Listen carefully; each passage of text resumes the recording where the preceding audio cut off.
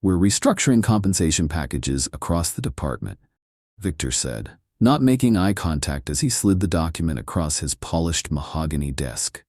"I've carefully reviewed everyone's contributions, and I'm adjusting salaries to better align with our strategic objectives." My heart sank as I scanned the paper. A 22% reduction. I'd been at Meridian Pharmaceuticals for 11 years, developed the company's flagship drug delivery system from concept to FDA approval, and this was my reward. "This takes effect immediately," Victor added, finally glancing up with that MBA smirk he'd perfected during his 3 months as our new Director of Research Operations.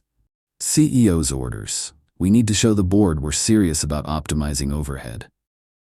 My name is Nathan Reed, and until that moment, I'd been Meridian's highest-paid senior biochemical engineer. I nodded slowly, keeping my expression neutral, despite the anger bubbling beneath the surface. "I understand," I said, folding the paper carefully. "Will there be anything else?" Victor looked almost disappointed by my calm reaction. Maybe he'd expected pleading or outrage, something to make him feel powerful. Instead, I simply stood up, tucked the document into my jacket pocket, and walked out. I didn't slam the door. I didn't raise my voice. Because I knew something Victor didn't. Something that would make this salary cut the most expensive mistake of his career. I joined Meridian when it was still a scrappy biotech startup, operating out of a renovated laboratory space. Back then, CEO Michael Pearson was just another ambitious scientist turned entrepreneur with a promising idea for targeted medication delivery systems. We'd worked side by side many nights, ordering cheap takeout as we ran experiments and refined formulations. As Meridian grew, Michael moved to a corner office, surrounded himself with Harvard Business School types, and gradually forgot who had helped build his pharmaceutical empire. We still exchanged pleasantries at company functions, but the days of collaborative problem-solving were long gone. Victor Anderson was Michael's latest hire, a spreadsheet warrior brought in to optimize operational efficiency.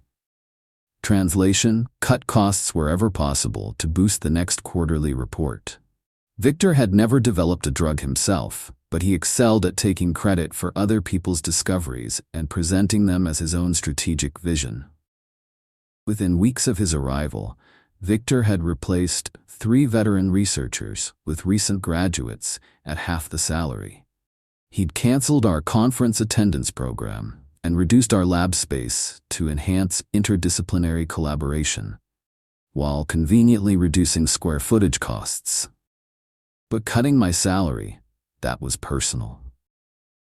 I'd later learned through office gossip that Victor had promised Michael he could trim 15% from research operations without impacting performance.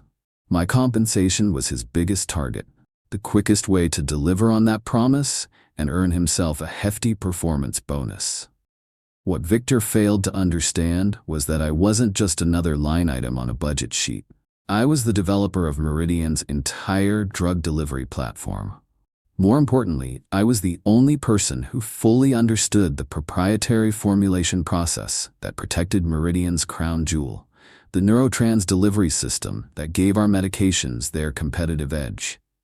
During my second year at Meridian, I developed a proprietary nanoparticle stabilization process that allowed our medications to cross the blood-brain barrier without degrading.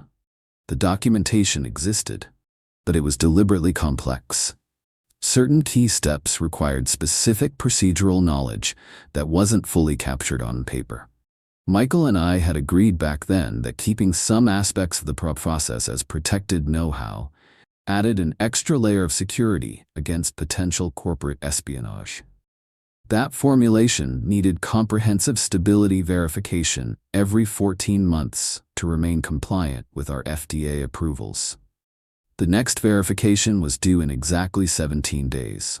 I could have protested the salary cut directly to Michael, but our relationship had cooled too much for that approach to work. Victor would simply paint me as entitled and resistant to change. No, this situation called for something more elegant, letting Victor's own actions reveal his incompetence. So instead of fighting the cut, I smiled, did my job, and prepared. On Monday morning, exactly 1 week after my salary reduction, I submitted my resignation letter. 2 weeks' notice, professionally worded, no hints of animosity. I'd accepted a position with a competitor at a 40% salary increase. Victor seemed almost relieved when I handed him the letter. I understand completely, Nathan. These organizational changes can be difficult to adjust to. He was already mentally reallocating my remaining salary to his cost-saving tally. I'll do everything I can to ensure a smooth transition, I said, maintaining eye contact to convey sincerity. I appreciate that, Victor replied, already turning back to his computer. Please put together comprehensive documentation for your replacement. Of course. Over the next week, I created immaculate documentation for all my routine responsibilities. Basic formulation processes, standard testing protocols, quality control procedures, everything except the neurotrans stabilization process. For that, I simply referenced the existing technical documents that only 3 people in the company had ever fully understood. Me, Michael, and our original research director who had retired to New Zealand 2 years ago. Victor didn't notice the omission. He was too busy presenting my departure as another cost-saving victory at the executive committee meeting. I've reorganized the research department structure, he reported, according to my friend in marketing who was taking minutes. By consolidating senior positions and redistributing responsibilities, we'll reduce overhead by an additional 18% this quarter. Michael apparently nodded with approval, impressed by Victor's decisive management. The board members made appreciative notes. Victor was the corporate hero, streamlining the bloated department he'd inherited. No one thought to ask about the neurotrans stability verification. Why would they? That was a research operations detail, and Victor was handling research operations. 3 days before my final day, Victor's executive assistant scheduled an exit interview for my last afternoon. Just a formality, she assured me. Meanwhile, Victor had already hired my replacement, a junior biochemist at exactly 40% less than my original salary. The math was clean. The quarterly report would look excellent. On my final morning, I found a company-wide email from Victor in my inbox, explaining the exciting restructuring of the research team and introducing my replacement, Derek, who had extensive experience in pharmaceutical development. Derek actually seemed like a competent professional, but he'd been with us for less than 48 hours, hardly enough time to absorb 11 years of institutional knowledge. At 2 p.m., I attended a small goodbye gathering in the break room. A few longtime colleagues had pitched in for a cake. Victor made a brief appearance, thanked me for my contributions to Meridian, and returned to his office. I thanked everyone, collected my personal items, and prepared for my final meeting with HR. The exit interview was standard procedure: return of company property, signing of final paperwork, reminders about confidentiality agreements. I answered every question honestly and turned in my laptop and security badge. At 4:45 p.m., I walked out of Meridian Technologies for the last time. At 4:50 p.m., I received a text from my friend in quality control. Victor just realized the neurotrans stability verification is next week, and he's freaking out. I smiled, put my phone away, and continued my drive home. The emergency began in earnest the following Monday morning, when the FDA compliance officer emailed Victor requesting confirmation that the neurotrans stability verification was on schedule.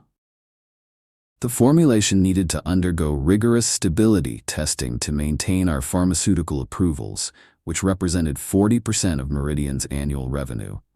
Victor, who had never bothered to thoroughly understand our proprietary formulation processes, forwarded the email to Derek with a terse note: "Handle this." Derek, who had been given no context about the verification process during his rushed onboarding, spent several hours researching internal documentation before realizing he was out of his depth. He replied to Victor explaining that the stabilization process required specialized knowledge he hadn't been trained on.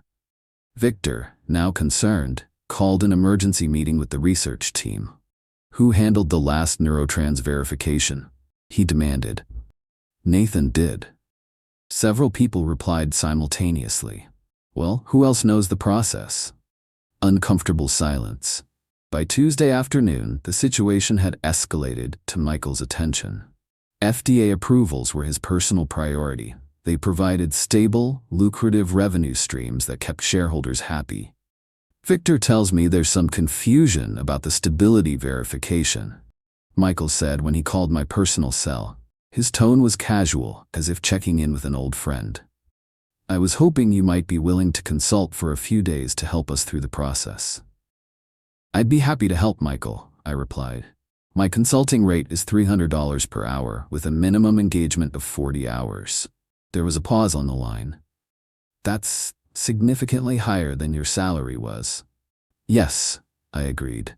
That's the market rate for specialized security consultants with my expertise. I'd need a contract before starting, of course. Another pause. Let me discuss this with Victor and get back to you. I didn't hear from Michael again that day.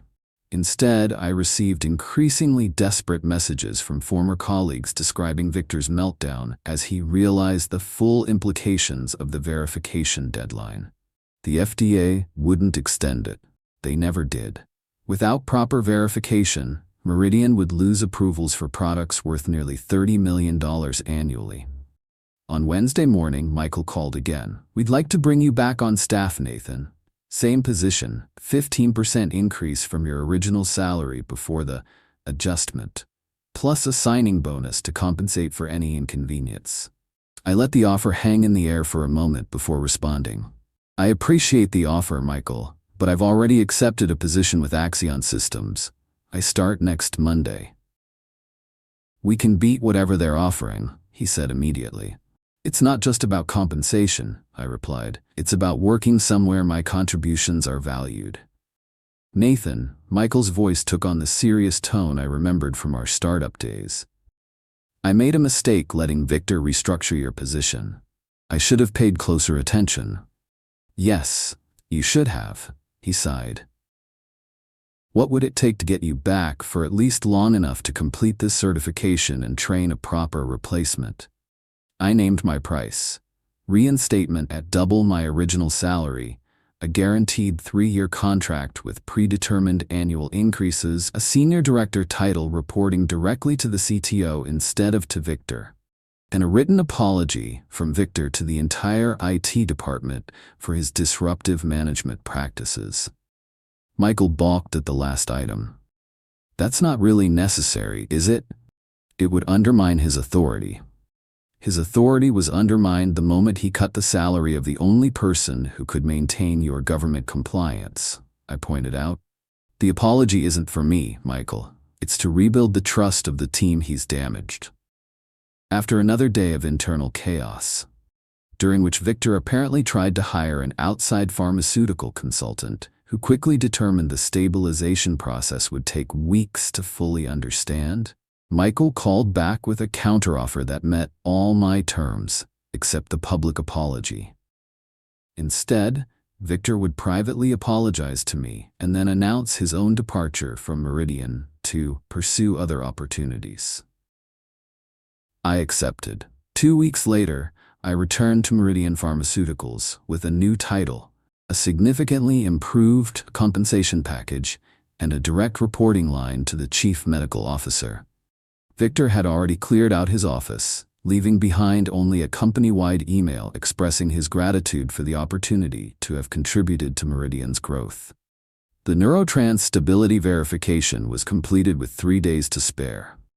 I hired 2 senior biochemists and began training them on every aspect of the process, creating proper documentation that didn't rely on any single person's institutional knowledge. Michael stopped by my new office on my first day back. I've learned an expensive lesson, he admitted. Cutting costs by losing key talent is no way to build a company. We learned that lesson together back in the warehouse days, I reminded him. Sometimes we need to relearn the fundamentals. He nodded, looking somewhat chastened. The board has approved a comprehensive salary review for the entire IT department, We can't afford to lose anyone else the way we almost lost you. I smiled. That sounds like a good start. As he turned to leave, he paused at the door. You know, Nathan, you could have warned me about the certification issue before you left. I could have, I agreed. But then you wouldn't have learned how valuable some employees truly are. He laughed, a genuine laugh I hadn't heard from him in years. Touche, welcome back. I settled into my chair, opened my laboratory notebook, and got back to work. Not with bitterness or resentment, but with the quiet satisfaction of having restored balance through competence rather than conflict. Victor had underestimated me, treating me as just another line item to cut for his personal gain. His mistake wasn't in reducing my salary. It was in failing to recognize that true value isn't always visible on a spreadsheet. Sometimes the most expensive lessons are the ones we never realized we needed to learn.